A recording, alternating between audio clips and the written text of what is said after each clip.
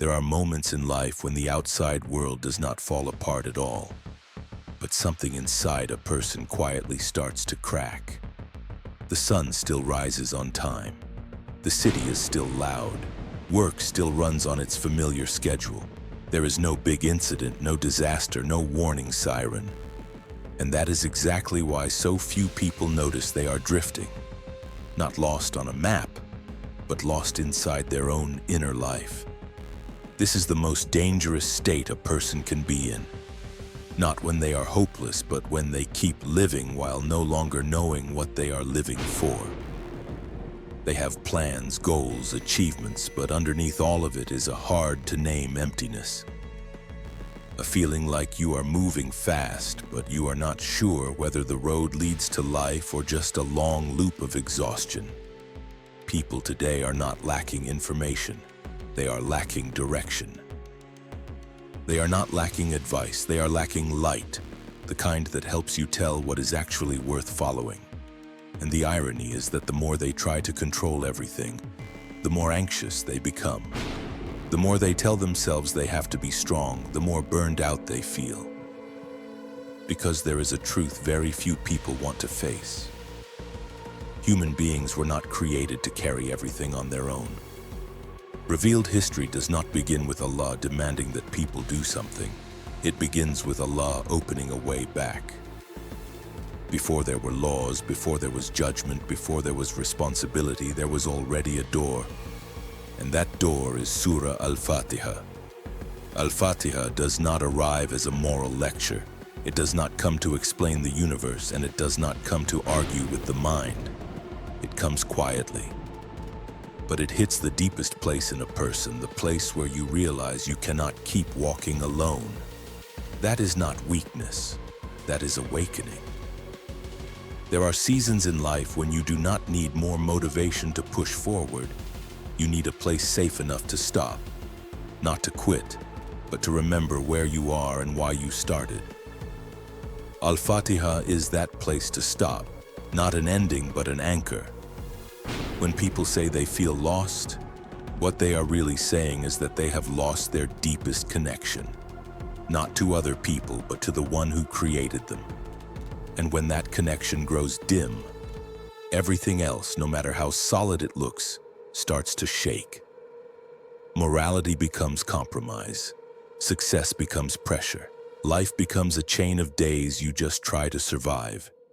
In that context, Surah Al-Fatihah does not show up as a scolding voice. It comes like a gentle call.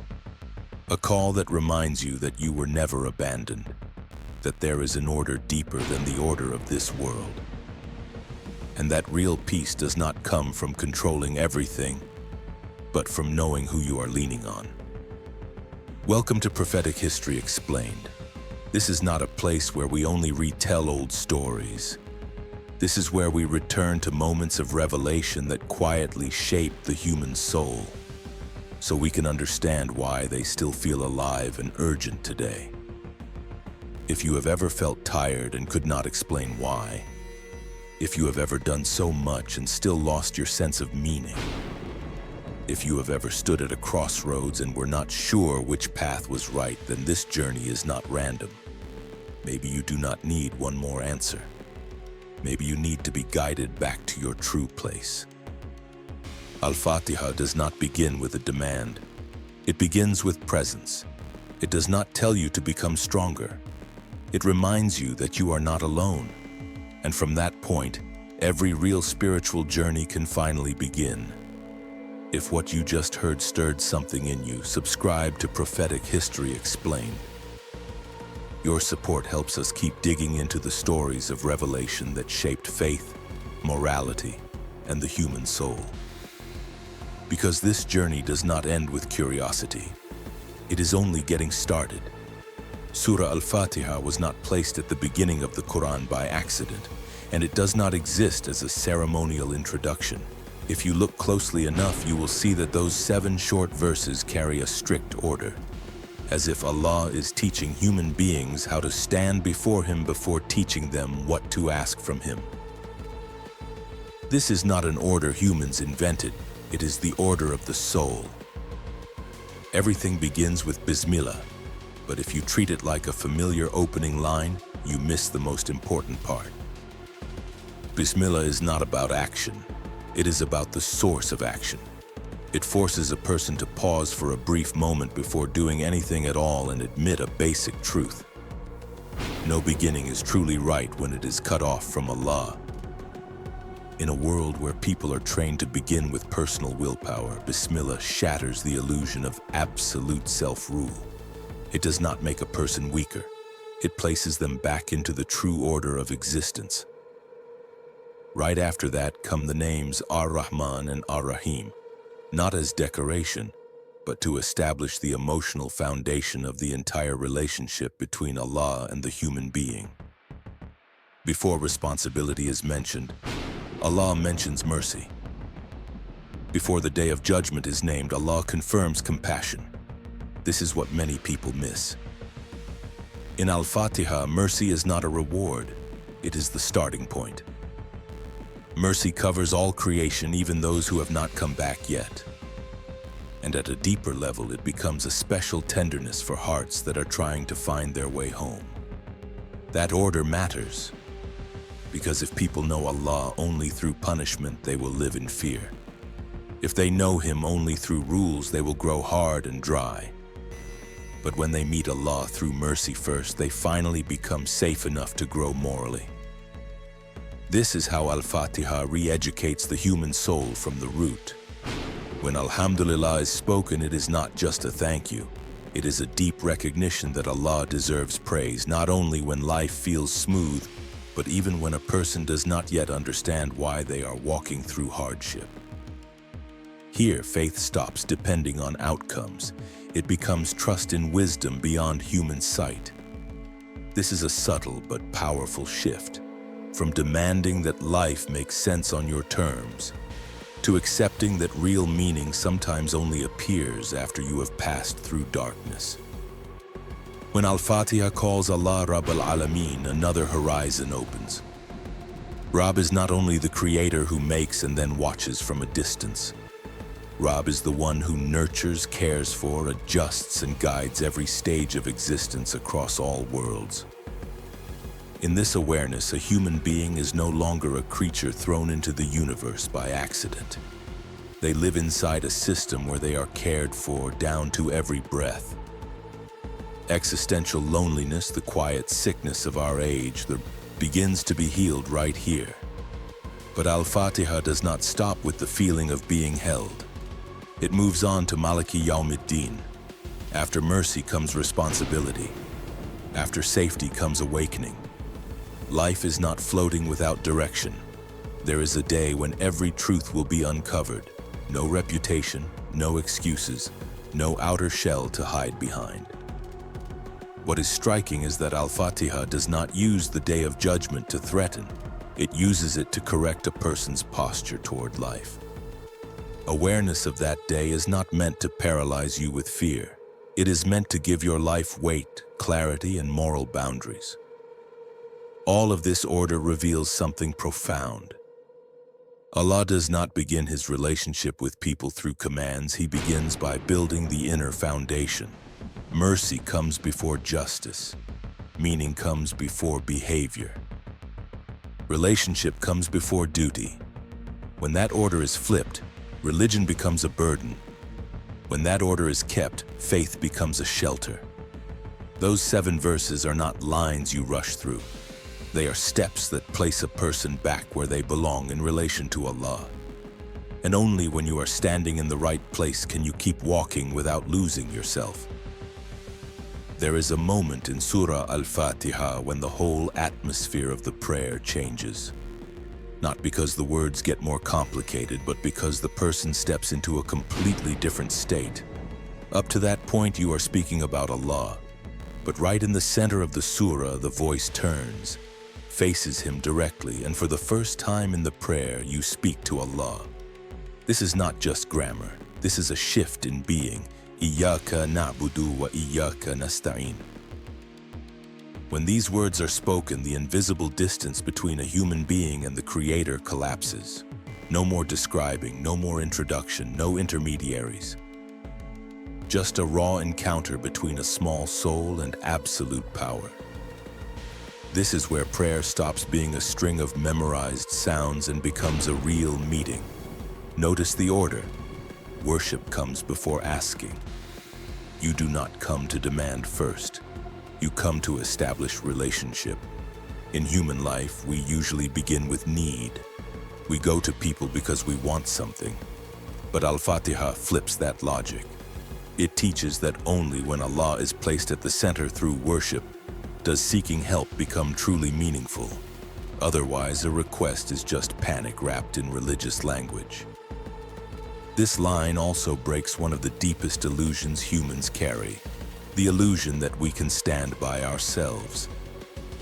Daily life trains people to be strong, independent, able to solve everything. But here, al-Fatiha invites a person to do something that feels like the opposite. Admit dependence, not on other people, but on a source of strength that never runs out. That admission does not make you smaller. It frees you from the burden of holding yourself together alone. Iyyaka means only you. Placing the object before the action creates a powerful emphasis. It leaves no room for mixed loyalties. Worship is no longer shared between Allah and ego, between Allah and other people's approval, between Allah and the fear of being judged.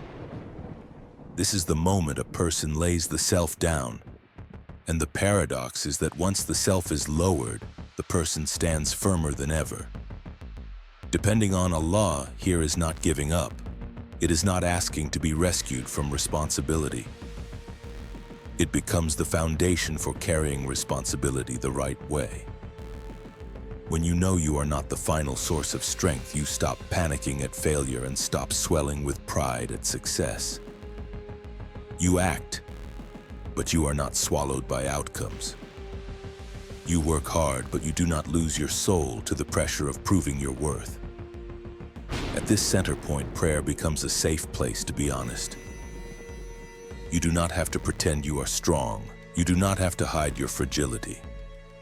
Saying we worship and we ask for help in the same breath is a deep confession. Human beings crave meaning and also need support, and Allah in His absolute greatness holds both realities at the same time. This is also where worship is redefined. It is not only ritual, not only outward form, but a rearranging of the entire inner life.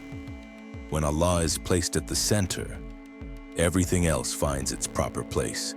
Fear stops driving decisions, ambition stops ruling the conscience, pressure stops defining your value.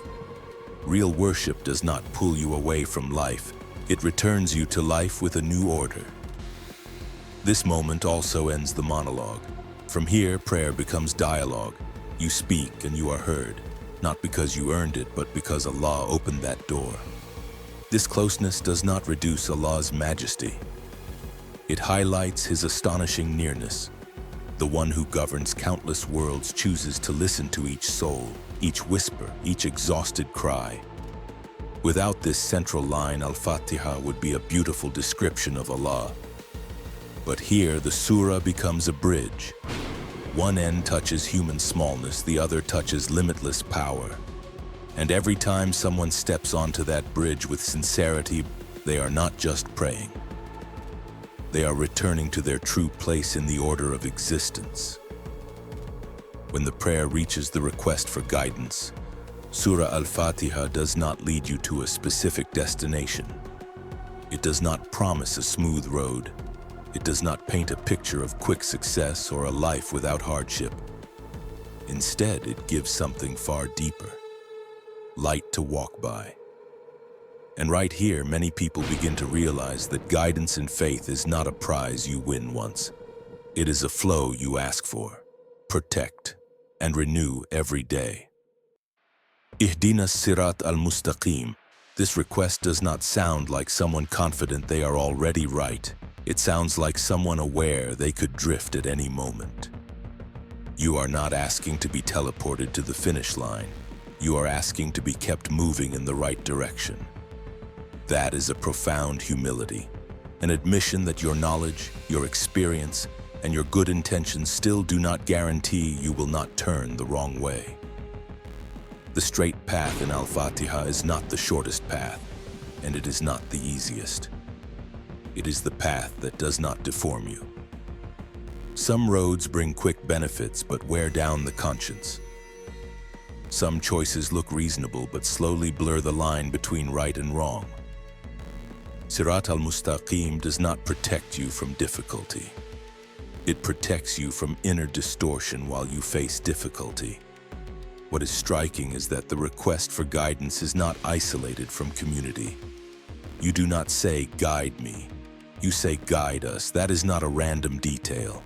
It reminds us that the spiritual journey is not meant to be a private, isolated project. We need guidance not only to live rightly for ourselves, but so we do not become the reason someone else loses their way. Guidance then carries moral responsibility toward the people around us. Al-Fatiha is also clear about two kinds of misguidance. Some people know the truth and still turn away. They do not lack information. They lack inner honesty. Others are sincere, but because they lack light and understanding, they drift off the path. Both are lost, but in very different ways. This shows that good intentions are not enough, and knowledge is not enough without continuous guidance from Allah. That is why guidance is not treated like a fixed state. Nobody gets to say they are finished and no longer need to ask. Every season of life brings new tests, new crossroads, new temptations. What was right in one situation can become wrong in another if you lose wakefulness. Al-Fatiha teaches that real safety is not believing you have arrived.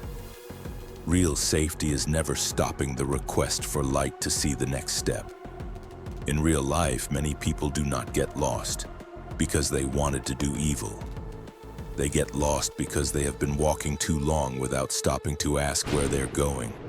The pressure of work, the expectations of society, the fear of falling behind makes people move faster than their soul can keep up. And in that hurry, small choices pile up and carry them far from the path they once believed was right. The request for guidance in Al-Fatiha is an invitation to stop, recalibrate, and turn before the distance becomes too great. Guidance also rarely arrives in loud ways. It is seldom instant. Often it comes through a subtle arranging of circumstances, people, and meetings that look random at first. When a person sincerely asks to be guided, they begin to see that life is no longer a chain of disconnected events. It starts to carry direction.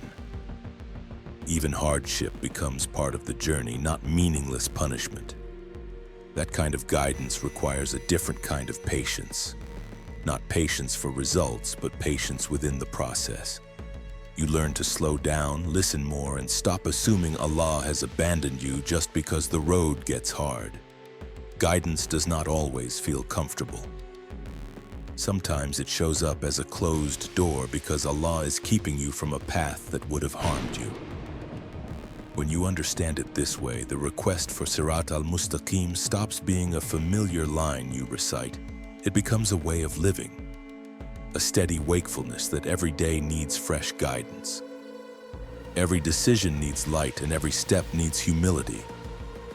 You are not asking to escape the responsibility of choosing. You are asking to choose rightly, even when choosing rightly costs you something.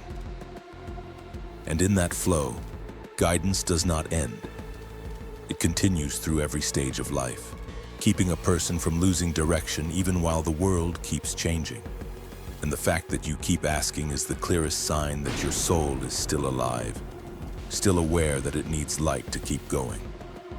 When Surah Al-Fatihah reaches its end, it does not close like a lesson you have completed. It opens into a way of life, because Al-Fatihah was never revealed just to sit on the tongue. It was given so it could move into daily life, sink into breathing, and quietly reshape a person from the inside out. If the earlier parts establish the order of relationship and the direction of the soul, this final movement reveals what might be its most powerful gift, the ability to heal, protect, and keep a person from losing themselves in the turbulence of life. Human beings carry wounds you cannot see.